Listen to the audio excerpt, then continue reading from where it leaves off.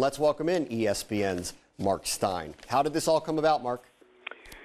Well, actually, Avery Johnson is the only Nets candidate who's had a face-to-face interview with them, and in the last week, the Nets' interest in Avery got very serious, and basically in the last couple days, they've gotten to this point where now, today, verbal agreement. But the interesting thing here is that Avery Johnson was still and remains, still one of the four guys that Atlanta had narrowed down to. And the Hawks talked to Avery as recently as Saturday. He and Hawks GM Rick Sund had their it was the third face-to-face meeting that Avery's had with the Hawks. So the Nets decided they better snap him up before Atlanta got more serious.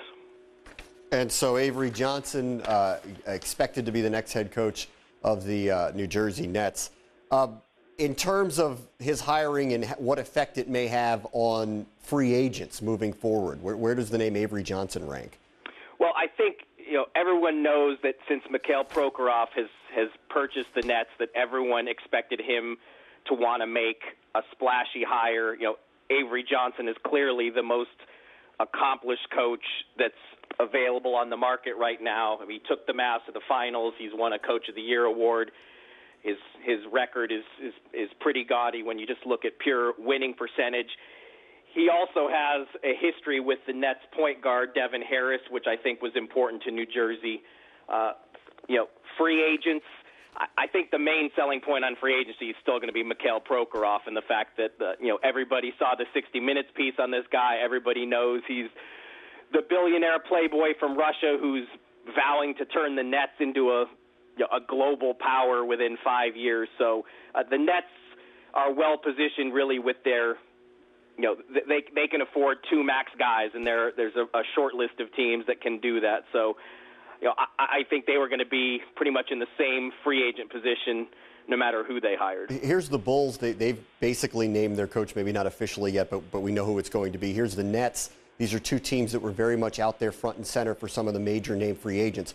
Why name a coach now? Why not wait until July and find out where your chips are with these free agents to be? Well, I think the feeling is they didn't want to miss. There's no guarantee in free agency. I mean, even when you have money, there's no guarantee that you're going to get the players you want, whereas the Nets didn't want to miss on a coach they wanted. From everything I've told, Rod Thorne has really zeroed in on Avery here in the last week. That's the guy he wanted. Now, when Prokhorov first came in, we all heard that he was going to throw $12 to $15 million a year at Coach K to try to get Coach K away from Duke. But Mike Krzyzewski said, no, I'm not interested in that. We also know that Jeff Van Gundy was very high on the Nets list, but Jeff Van Gundy told the Nets, look, I'm staying in television for at least one more year. Had they not snapped up Avery, they might have had a big coaching hole as well. So I think what the Nets are banking on here is get the coach we want, and let's rely on having all this cap space to go after two max players and a new owner who everyone is curious about, and those two things should keep the Nets as a major factor in free agency.